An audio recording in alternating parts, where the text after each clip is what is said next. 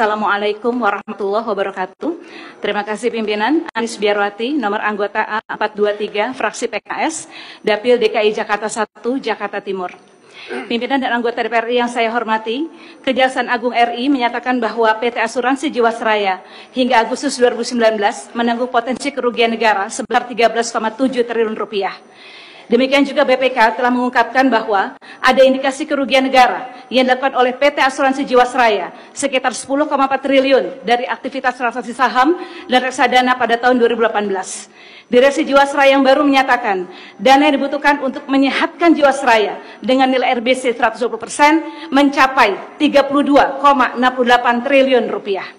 Pimpinan dan anggota DPR yang saya hormati, kasus Jiwasraya merupakan bentuk fraud yang terorganisir atau organized crime dengan pola kecurangan pada sektor keuangan yang canggih dan kompleks. Hal ini perlu diungkap secara transparan dan akuntabel, termasuk 13 manajer investasi yang mengelola reksadana dan pembelian saham-saham terkait. Pimpinan dan anggota DPR yang saya hormati, pengawasan Jiwasraya sebagai perusahaan asuransi menjadi tanggung jawab penuh dari Otoritas Jasa Keuangan.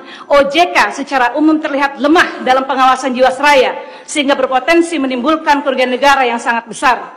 Sedangkan Kementerian BUMN yang merupakan pembina BUMN dalam hal ini Jiwasraya juga memiliki andil karena bertanggung jawab atas pengelolaan kekayaan negara termasuk pelaksanaan RPS dan penetapan komisaris dan direksi Jiwasraya. Kelemahan tata kelola Jiwasraya dan arah pembenahannya harus diungkap dan dibahas secara mendalam. Pimpinan dan anggota DPR yang saya hormati, tercatat bahwa sampai dengan 2019, dari total 5,5 juta pemegang polis Jiwasraya, terdapat pemegang polis dengan kategori kumpulan yang jumlahnya mencapai 5,2 juta jiwa berasal dari masyarakat menengah ke bawah. Produk kumpulan ini sebagai bentuk proteksi, jaminan kesehatan, dan persiapan pensiun bagi karyawan sejumlah perusahaan.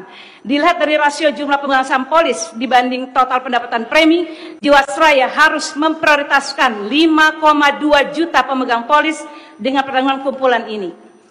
Pimpinan dan anggota DPR yang saya hormati, apapun skema bailout dan upaya penyehatan Jiwasraya yang disiapkan pasti akan menjadi beban negara, baik melalui dana BUMN yang lain atau melalui PMN, ujungnya tetap akan menjadi beban rakyat.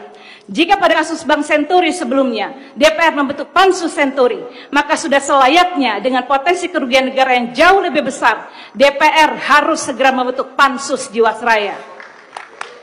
Spektrum yang luas dan kompleksitas pada sektor keuangan serta pasar modal menjadi alasan kuat segera dibentuk Pansus yang terdiri dari Komisi 11 terkait sektor keuangan, Komisi 6 terkait BUMN, Komisi 3 terkait penegakan hukum, dan juga Badan Akuntabilitas Keuangan Negara BAKN.